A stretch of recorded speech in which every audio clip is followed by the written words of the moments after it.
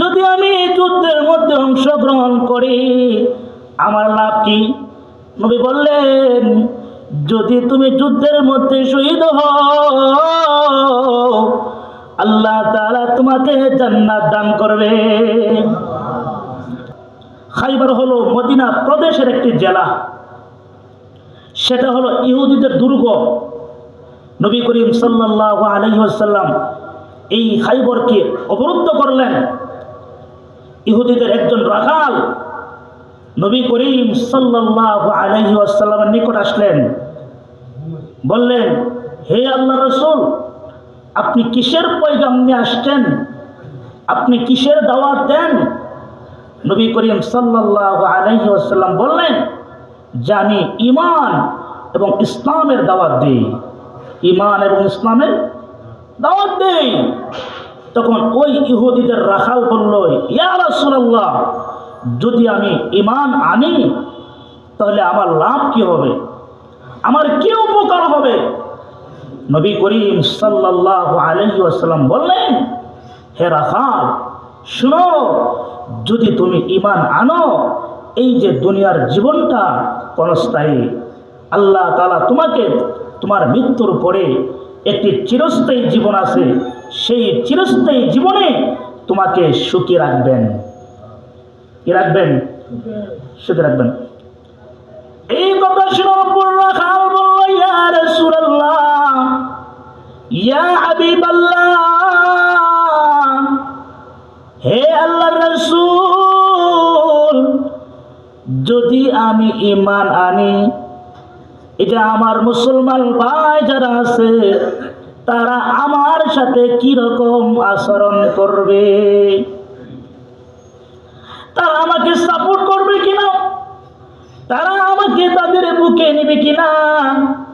নবী করিম সাল্লাল্লাহু আলাইহি ওয়াসাল্লাম বললেন, হে ইহুদিদের রাখাল,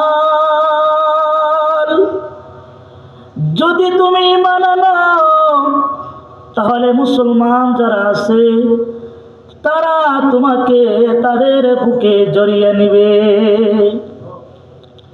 এ রাখাল বলল, ইয়া রাসূলুল্লাহ, আজকে মুসলমানরা তো অনেক দামি, তারা কোথায়, আমি কোথায়?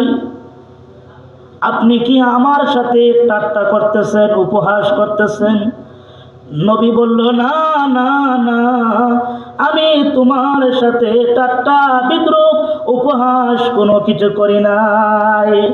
তুমি আগে ঈমান আনো, তারপরে দেখো তোমার মুসলমান ভাইয়েরা তোমার সাথে কিরকম আচরণ করে।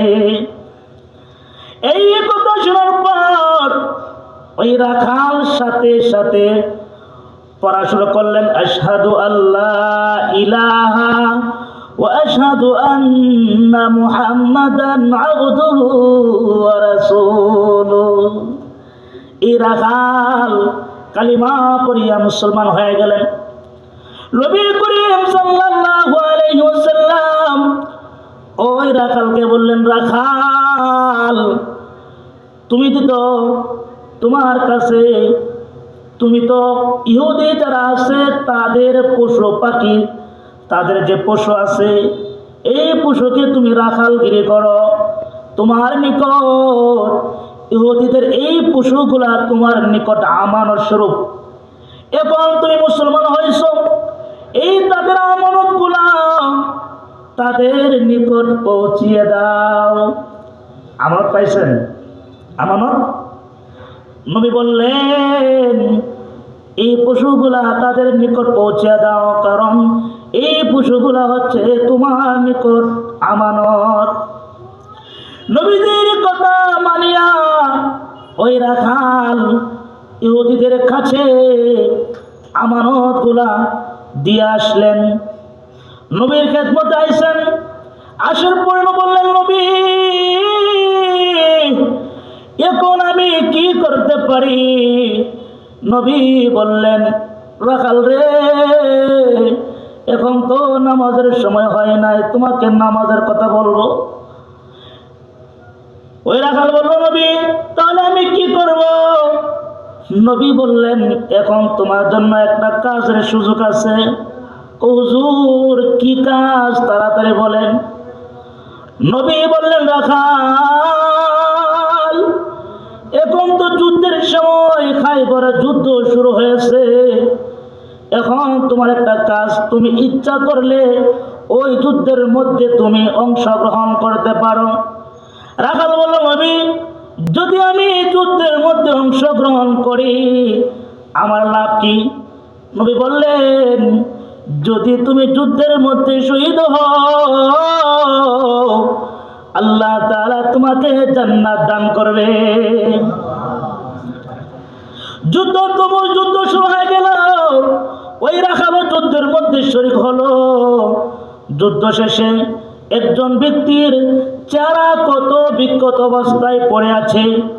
সাহাবায়ে কেরাম ওই ব্যক্তিকে এরকম ঘিরাত দিয়ে জমায়েত হইয়া এরকম দাঁড়িয়ে আছেন, কেউ ওই ব্যক্তিকে চিনে না। নবী বললেন, আমাকে দেখাও। নবী দেখার পর সাথে সাথে বলে দিলেন, সে তো আসওয়াদ। নবী বললেন, এই ব্যক্তি নতুন মুসলমান, সে আল্লাহ তাআলার জন্য একটি সিজদাও করে নাই, একটি পয়সাও আল্লাহ তাআলার রাস্তায় দান করে নাই। আমি দেখতেছি